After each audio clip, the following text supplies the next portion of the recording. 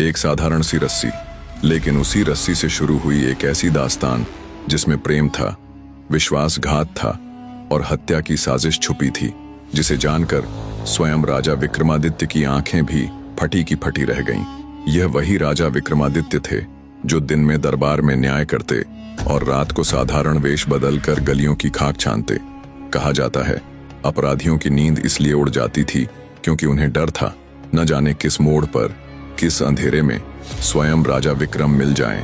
ऐसी ही एक रात वे वेश बदलकर नगर का भ्रमण कर रहे थे कि उन्होंने एक सेठ के घर पर एक झरोखे से रस्सी लटकती हुई देखी। यह इस बात का प्रमाण था कि सेठ के घर को कोई चोरी के इरादे से घुसा हुआ है। वे सोचने समझने में समय गंवाए बिना रस्सी की सहायता से ऊपर चढ़ गए। ऊपर पहुंचने के बाद उन्हें एक कक्ष की ओर से कुछ आहट सुनाई दी। तलवार हाथ में लिए दबे पांव उस कक्ष की ओर बढ़ने लगे। राजा ने उस कक्ष के बाहर द्वार पर रहकर आहट सुनने की कोशिश की। तभी उन्हें एक स्त्री का स्वर सुनाई दिया। स्त्री कह रही थी, अब प्यार मोहब्बत बहुत हो चुका, अब जरा वह काम करके दिखाओ जिसकी आशा में मैं तुमसे मिलती हूँ। मेरा पति अपने शयन कक्ष में गहरी नींद में सोया हुआ है, तुम जाओ और उसका वध कर डालो। मैंने उसे इतनी मदिरा पिला दी है कि एक एक अंग भी काट डालोगे तब भी वह बेहोशी की हालत में ही पड़ा रहेगा। ये सुनते ही राजा के पैरों तले जमीन खिसक गई। राजा समझ गए कि यह स्त्री तो सांप भी मर जाए और लाठी भी न टूटे वाली चाल चल रही है। पति को मरवाकर भी धन और प्रेम दोनों पाना चाहती है। अपने ही पति के प्रति ऐसी सोच रखने वाली स्त्री की बातें सुन राजा ने दम साधे अपने कानों को दरवाजे पर टिका लिया।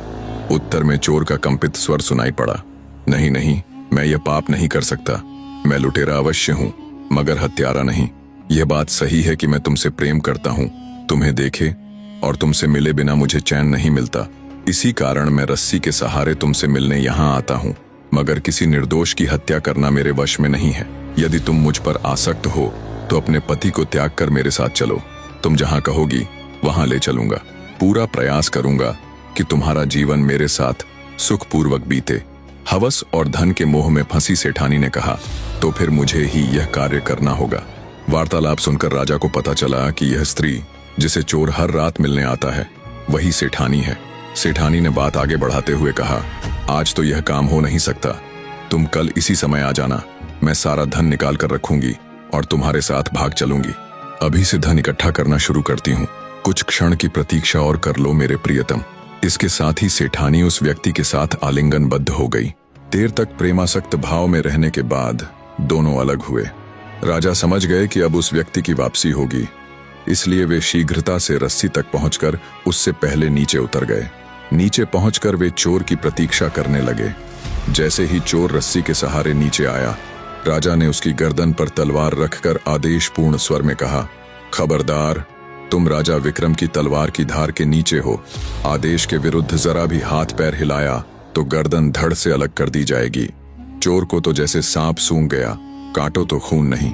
राजा द्वारा पकड़ा गया था, अब तो प्राणदंड ही मुक्ति थी। उसकी दशा ऐसी थी मानो आसमान से गिरा, खजूर में अटका।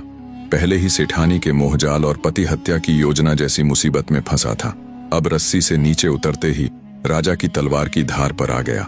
राजा ने रस्सी उसको थमाकर कहा, खुद ही अपनी कमर और गर्दन में यह रस्सी बांधो और मेरे साथ चलो। घबराए हुए चोर ने तुरंत आदेश का पालन किया। कुछ दूर ले जाकर राजा ने उससे कहा, अब तुम अपना परिचय दो। यदि तुम सच बोलोगे तो संभव है कि तुम्हें कम से कम दंड मिले, पर यदि झूठ बोले तो तुम्हारी मौत बड़ी भयानक होगी, क्योंकि मैंने तुम्हारी और सेठानी की सारी बातें सुन ली हैं। चोर ने यह सुनते ही हाथ जोड़कर कहा, नहीं महाराज, मैं झूठ नहीं बोलूंगा। मेरा नाम शीलदास है, मैं आपके राज्य का ही नागरिक हूँ। मैं और भानुप्रिया, जो अब सेठ की पत्नी है, बचपन से ही एक दूसरे को चाहने लगे थे, पर समय का ऐसा चक्र चला कि मेरे पिता, जो स्वयं भी एक धनवान व्यापारी थे, का कार्य व्यापार अचानक घाटे में चला गया। उनका एक व्यापारिक जहाज समुद्री डाकुओं ने लूट लिया। इसका समाचार पाकर उन्हें इतना आघात पहुंचा कि वे रोगशैया पर पड़े और शीघ्र ही प्राण त्याग दिए। उनके अंतिम संस्कार के बाद मैंने प्रण किया कि जब तक उन समुद्री डाकुओं से बदला नहीं लूंगा, चैन से नहीं बैठूंगा। बरसों भटकने के बाद मैं उनके गिरोह में शामिल होने में सफल रहा। उनका पता ठिकाना जान गया। फिर एक एक करके मैंने उन सबको मौत के घाट उतार दिया और उनसे मिला धन लेकर वापस लौट आया। घर आने के बाद मुझे ज्ञात हुआ कि भानुप्रिया का विवाह हो चुका है। मैं उसके प्रेम में व्याकुल हो गया। संयोग से विवाह के कुछ दिनों बाद जब वह मायके आई तो मुझसे चोरी छिपे मिली। मैंने उससे शिकायत की कि जब वह मुझसे इतना प्रेम करती थी तो प्रतीक्षा क्यों नहीं की। मैंने उसे बताया कि मेरे पास बहुत धन है, यदि वह चाहे तो मेरे साथ भागकर किसी दूसरे राज्य में सुख से रह सकती है। भानुप्रिया ने मुझसे 9 लखा हार की मांग की। मैंने वादा किया और अगले दिन हार उसके गले में डाल दिया। फिर भी वह मेरे साथ भाग चलने में टाल मटोल करती रही। आज उसने मुझसे कहा कि यदि मैं उसके पति की हत्या कर दूं तो वह मेरे साथ चलेगी। मैंने इनकार कर दिया। तब उसने कहा कि वह स्वयं ही कोई उपाय करेगी और धन इकट्ठा कर मेरे साथ भाग जाएगी। उसकी कहानी सुनकर राजा ने कहा, मुझे प्रसन्नता है शीलदास कि तुमने सच बोला, मगर दुख इस बात का है कि तुम एक विवाहित स्त्री के प्रेम मोह में फंसे रहे। सोचो, वह तुमसे प्रेम करने के बाद भी विवाह को राजी हो गई।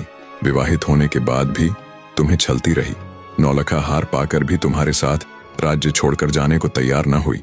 उल्टे पति हत्या के अपराध में तुम्हें फंसाना चाहती थी। यह सुनकर शीलदास राजा के चरणों में गिर पड़ा और बोला, आपने मेरी आंखें खोल दी महाराज। मैं अपनी भूल पर लज्जित हूँ। जो भी दंड देंगे मुझे स्वीकार है। राजा ने दया दिखाते हुए कहा, तुम्हें दंड से मुक्त करता हूँ। तुमने समुद्री डाकुओं का सफाया करके साहसिक कार्य किया है, अतः तुम्हें अपनी सेना में सम्मान का पद प्रदान करता हूँ। अभी मेरे साथ राजमहल चलो, कल मैं स्वयं भानुप्रिया को देखने जाऊंगा। अगले दिन मध्यरात्रि को राजा ने शीलदास का वेश धारण कर सेठ के मकान पर रस्सी फेंकी। अपने प्रेमी को आया जानकर सेठानी ने एक गठरी नीचे फेंकी जो स्वर्णाभूषणों और मुद्राओं से भरी हुई थी। वह स्वयं भी रस्सी से नीचे उतर आई। निकट आकर उसने उत्सुकता से कहा, मैं तुम्हारे लिए लाखों स्वर्ण मुद्राओं के बराबर धन ले आई हूँ। मेरे पति की हत्या करना तुम्हारे वश में न था, इसलिए उसे मैं स्वयं विषपान कराकर ठिकाने लगा आई हूँ। प्रेमी के वेश में राजा उसकी बातें सुनते रहे, पर अचानक राजा का मौन देखकर सेठानी को संदेह हुआ। वह झपटकर उसकी दाढ़ी मूंछ नोचने लगी और कंबल हटा दिया। अपने प्रेमी के स्थान पर किसी और को पाकर वह सन्न रह गई। वह तुरंत चिल्लाने लगी, बचाओ बचाओ, ये चोर मेरे पति को विष देकर मार डालने के बाद मेरा धन लूट कर भाग रहा है। राजा उसकी मूर्खता देखते रहे। छुपे हुए नगर कोतवाल और सिपाही शोर सुनकर दौड़े चले आए। राजा के संकेत पर उन्होंने सेठानी को गिरफ्तार कर लिया। धोखे की भेंट चढ़ चुके सेठ का अंतिम संस्कार पूरे रीति रिवाज से किया गया। अपराध और छल की जालसाजी में घिरी हुई सेठानी को जब अपने किए का बोध हुआ तो उसी रात कारागार में ही विष पीकर अपनी जीवन लीला समाप्त कर ली। सच यही है, अपनी करनी अपने गले। राजा ने शीलदास की बहादुरी और सच्चाई देखी और उसे अपनी सेना में सम्मान दिया। सेठानी, जिसने लालच और धोखे में अपनी आत्मा खो दी, अपनी चालाकी की कीमत चुकाकर चली गई।